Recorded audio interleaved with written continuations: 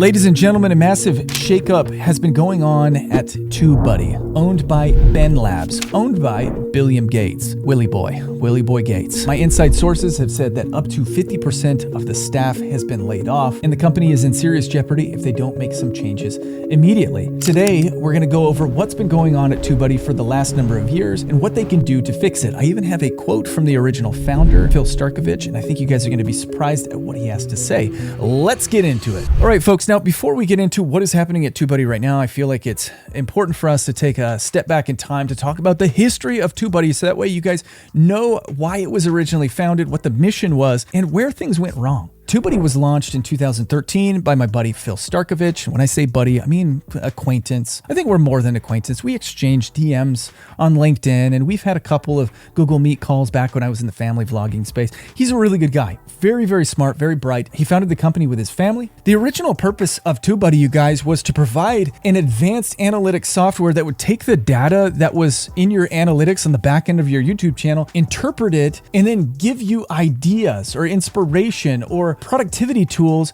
for creating descriptions and search engine optimizing your content. It was a really great tool for a number of years. And then in 2020, Ben Labs bought it. Now, if you guys don't know who Ben Labs are, let's just talk about Ben for a second. Ben Group Inc. is an entertainment AI company that places brands into influencer streaming, television, music, film content with guaranteed ROI. So they're taking products and they're doing product placements in influencer marketing. So if you go to their website, you can kind of scroll down here, you can kind of see some of their work.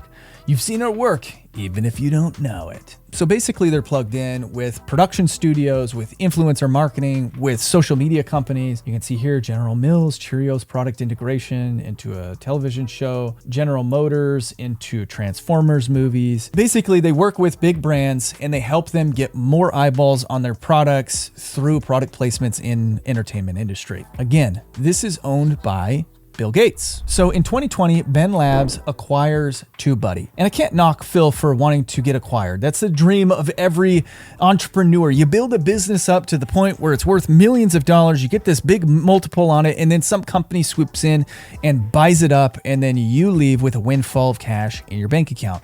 Awesome. I love it. Well, what was the advantage for Ben acquiring TubeBuddy? Well, let's read about it. They talk about it in their press release. The deal complements Ben's focus on bringing brands into the world of influencer marketing by identifying, vetting, and facilitating authentic content partnerships. With his acquisition of TubeBuddy, Ben will now extend its resources directly to the creator community, helping them grow and monetize their content initiatives as well. The acquisition will enable Ben to bring its proprietary AI and deep learning neural networks to content creators on the TubeBuddy platform, further expanding upon the arsenal of predictive analytics tools that creators can leverage. In the future, Ben hopes to create a platform in which creators can access a full suite of customized automated tools for expanding their businesses. It sounds really awesome. Here's the problem. It didn't really happen. If you look at TubeBuddy now and what they offer versus what TubeBuddy was offering in 2020, not much has changed. And there's a reason for that, which I'm going to get to in just a minute. Furthermore, as part of the acquisition, the TubeBuddy staff will be integrated as part of the broader Ben team, and its founders will continue as strategic advisors to the combined company.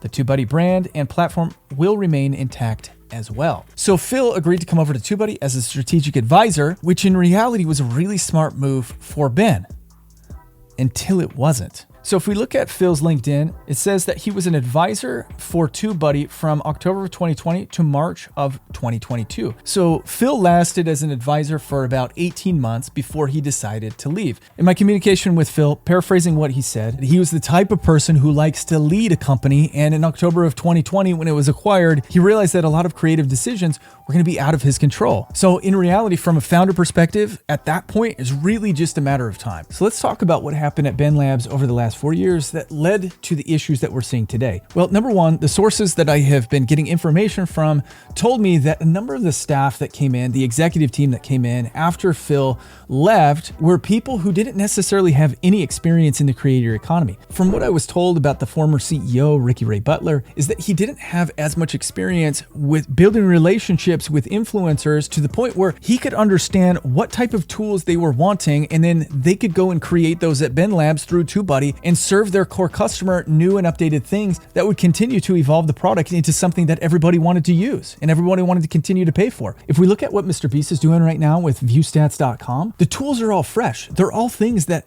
creators of this current generation, 2024, want to use. If we look at the tools that TubeBuddy has to offer, they haven't really changed. There's not much that has changed since 2020, and the tools are all outdated. Even their A/B testing tool, which is kind of the center of their suite of tools, the thing that a lot of people were like, this is amazing, is going to disappear because YouTube is creating its own A/B testing tool. If a software company stops producing tools that creators want, then the creators are going to stop using it and they're going to stop paying for it for sure. TubeBuddy is plugged directly into the YouTube API though, so they could have done what viewstats.com, what 1of10.com, what all of these guys are doing, but better. But they failed to make that decision under the direction of Ricky Ray Butler.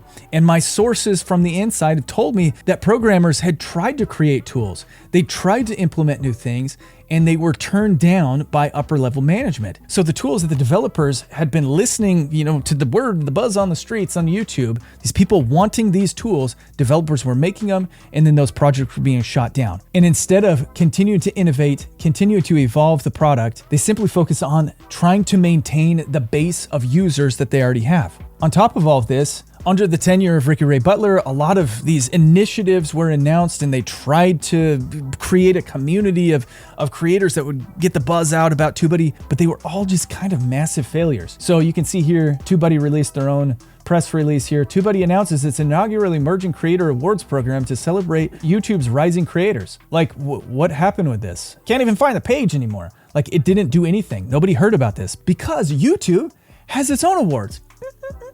Okay, the other thing that they tried to launch was International Creator Day, a first of its kind annual holiday to celebrate creators. All right, so for 2 years in a row, they did the annual Creator Day. The first one got 8,700 views. Mind you, this is a 797,000 subscriber channel. We'll just say they're at 500,000 subscribers before then. This was a huge initiative. Mr. Beast is at the end of this video being interviewed by Ricky Ray Butler. This one got 9,900 views. Both of them under 10,000 views for International Creator Day. This was a massive flop and a terrible idea. Let's just face it. Terrible idea. I mean, I like the energy, I like the effort, I like the idea, but when it comes down to it, this type of a thing is not going to sell the product. Can you imagine doing something with Mr. Beast and having it only get 8,700 views? That's brutal.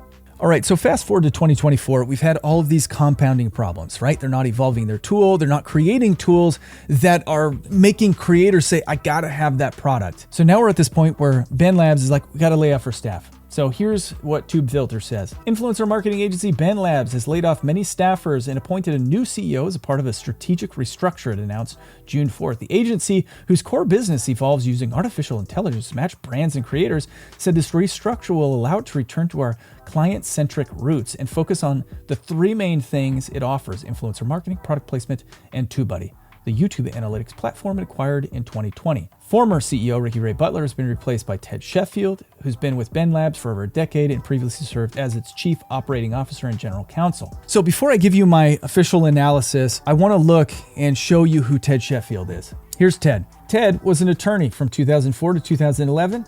He came on as general counsel for Ben Labs in 2016, and he's been working at Ben Labs ever since then. For all intents and purposes, Ted doesn't have a whole lot of experience with influencer marketing. He doesn't speak the language. He doesn't know. He knows what he knows through TubeBuddy, through Ben Labs, but he is not a creator. So how can this guy, in my brain, how can this guy get into the mind of a creator and know what a creator needs, what they want?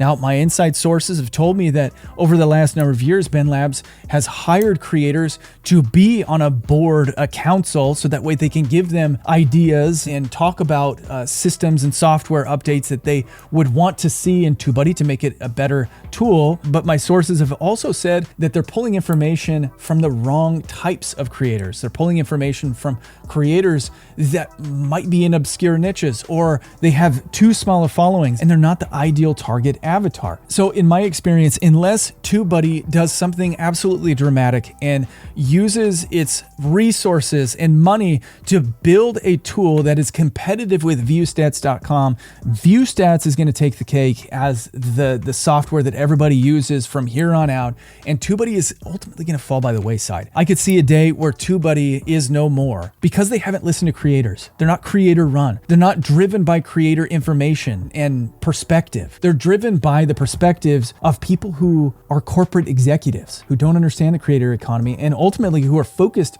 on using AI to place product and influencer marketing.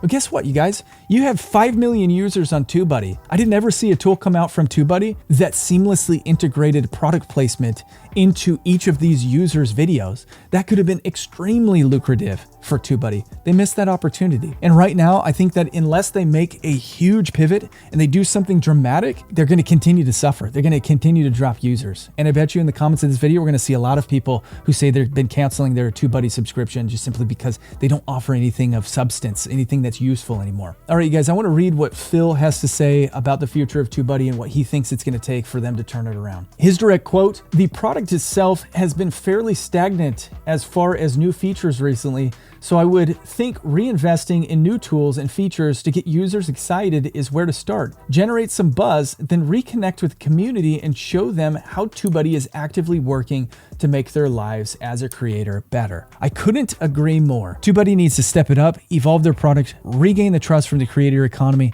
and I think that's the only way that they're going to save themselves moving forward. All right, guys, if you like this video and you want to see me give a good old roasting to vidIQ, check out this one right up here. Catch you in the next one later.